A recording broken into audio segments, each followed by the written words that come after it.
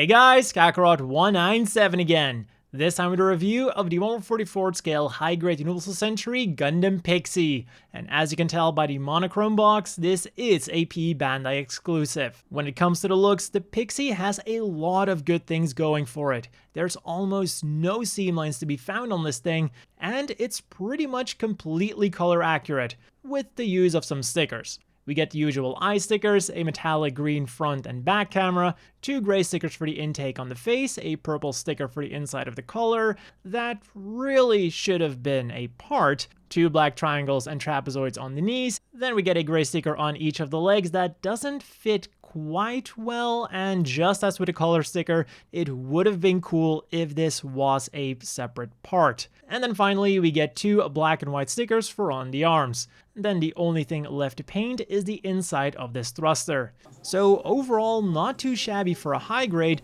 and I was especially surprised by the color separation on the feet. But now let's zoom in on the eyes again. Somewhere something went wrong. Either his eyes are too low or the brow is too high, but it creates an unsightly gap that can make it look a bit dopey in certain situations. But let's think positive again. We get a cool clear marking sticker from the shoulder and some really cool accessories. Starting off with the weapons that are already on the machine, we get 2 60mm Vulcan guns on the head and 2 beam daggers on the side skirts. When we pull them out, we'll see some really cool detailing on the side skirts, and not only do we get these more standard looking beam saber blades that are already looking really good, but we also get these amazing looking action effect parts.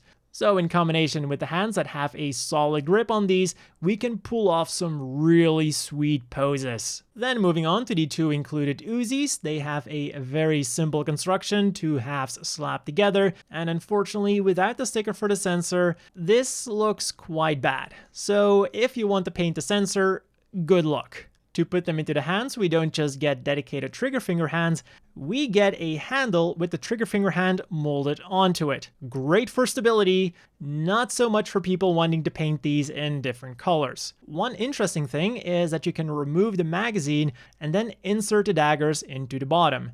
A niche use for on the battlefield, but it sure makes for some nice poses. We also get an extra magazine on each arm, but again, there is a lack of attention to detail. These are noticeably smaller than the magazines of the gun, not that you could use them with the Uzis anyways, since their magazines are non-removable. And while the ones on the arm are technically removable, for the life of me, I can no longer get these off. But what we can do is store them on the back skirt. And while we're here, we can also remove this piece to reveal an action base connector. We also get the usual butthole connector, but having an action base there can sometimes hinder poses. And because this thing uses the joints of the ground gym, we also get a bunch of leftover parts. The internals of the feet, a complete machine gun except for the magazine, and an almost complete shield that has no front cover. Then for some reason we also get leftover Pixy parts because the faceplate, 2 pieces of the upper arms, and 1 piece of the body were molded twice. Putting that aside, let's have a look at how those joints of the ground gym work on the Pixy. The head is on a hinge and ball joint combo, giving it a very nice movement range. The shoulders are on the now standard ball joint with an extra hinge forwards. The arms go up nicely, rotate around below the shoulder, completely bent at the elbow on 2 joints, and the hands are on ball joints.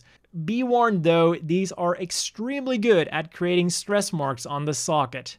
The body has a ball joint at the bottom and one at the top. The front skirts are molded together but can be separated and allow for a lot of forward movement, unlike the solid back skirt. The side skirts only move out a little bit, but because they're so small, they don't actually hinder the legs. And if you look underneath the skirt, we will find a rotating hip joint. The legs will rotate around all the way, the knees are perfectly double jointed, and the feet are on a hinge and ball joint combo. Forwards and backwards movement is rather limited, but the extra toe joint does somewhat mitigate that. They will also go side to side nicely and will rotate around all the way. And let's not forget about the ankle guard that can move up and down. In conclusion, the Pixy is overall a very well articulated model kit. So as always, the inevitable question is, do you want to buy this? And this time, it'll really depend on your priorities. when I was building it, I was extremely happy with this thing. It had all the accessories and gimmicks it needed and more, and the articulation was also really good. But then I built the head, and combined with the other small issues, everything kind of fell apart for me. At a retail price of 2,000 yen, I would expect much more attention to detail for a standard-sized kit without an extravagant backpack or weapons. And since most of my viewers will also have to pay the P-Bandai tax, I can think of many other kits to get instead of this one. Here it is next to the similar but much cheaper Ailstrike and the similarly priced but much better Doben Wolf. Or if you really like beam effect parts, knock yourself out with one of the Destiny Gundams instead. For 2,200 yen, these offer a much better value. And while the Pixy is by no means bad and comes with really cool accessories, its expensive base price and the P-Bandai tax make it so that I can only really recommend this to big Pixy fans. And then finally, here he is next to the standard size Gym Custom and the always bulky Zaku 3. And that's all for this review. As always, a big thank you to the Patreon supporters. I hope all of you watching have a great day, and I'll see you all next time.